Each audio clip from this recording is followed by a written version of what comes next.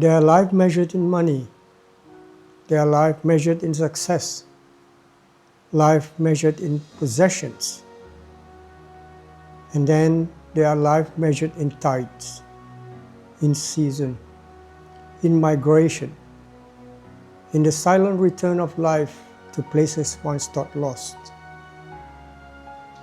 This is the story of the conservationist. Not a hero, not a celebrity, but a guardian, a witness, a keeper of memories the natural world cannot tell for itself.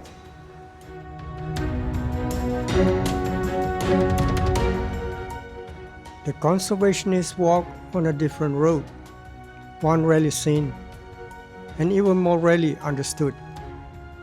The path where comfort is exchanged for purpose, where certainty is replaced by question, where every lesson comes not from classrooms, but from nature itself. The forest becomes the library, the ocean becomes a teacher, the reef becomes a living manuscript written over millions of years. And slowly, they learn to listen.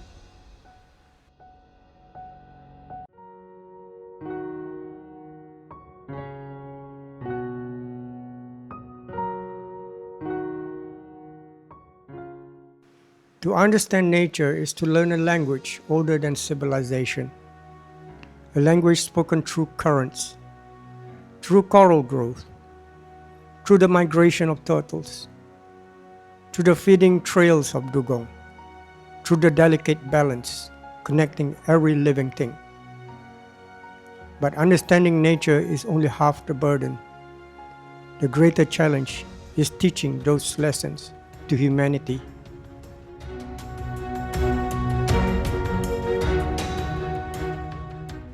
The conservationists stand between two worlds, one that gives lives and one that consumes it. They witness the beauty, but they also witness the destruction. They watch forests disappear, rivers dry, species vanish, and the coral reef turns white beneath the warm sea. Yet they continue to speak, even when few are listening.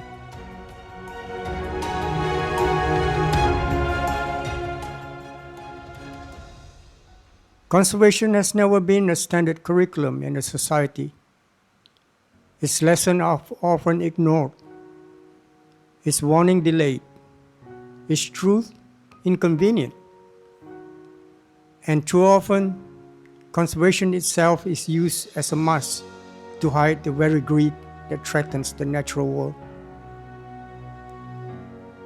The conservationists learn early that truths rarely attract comfort. More often, it attracts resistance. Yet they persist, not because there are profits, not because recognition awaits them, but because somewhere deep within them, love for the living world has become inseparable from who they are.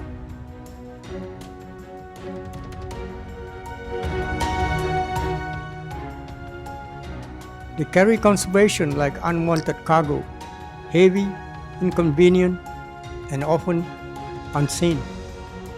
The burden grows with every species lost, every habitat damaged, every warning ignored. Yet so does their determination, because they have witnessed something others rarely see: nature's resilience, the extraordinary ability of life to recover when given a chance. A coral reef reborn, a forest return, a species recovering from the edge of extinction. These moments becomes their reward.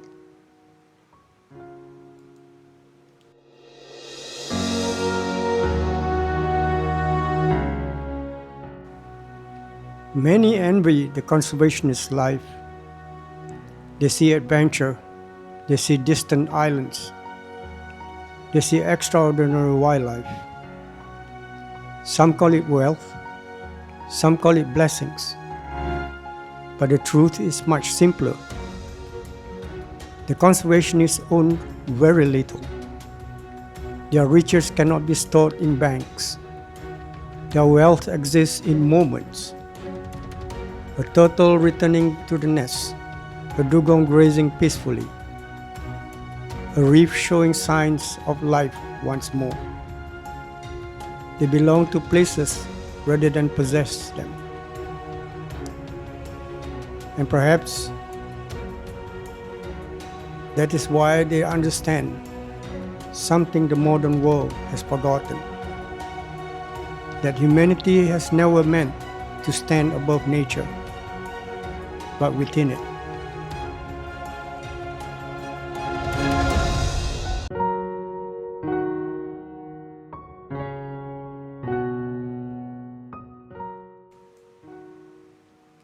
As the world stands at a crossroads between collapse and recovery, between indifference and responsibility, the conservationist remains, not as a hero, but as a guardian, a witness to both loss and resilience, a voice for what cannot speak, a protector of what cannot defend itself, and a reminder that the future of the natural world is still being written.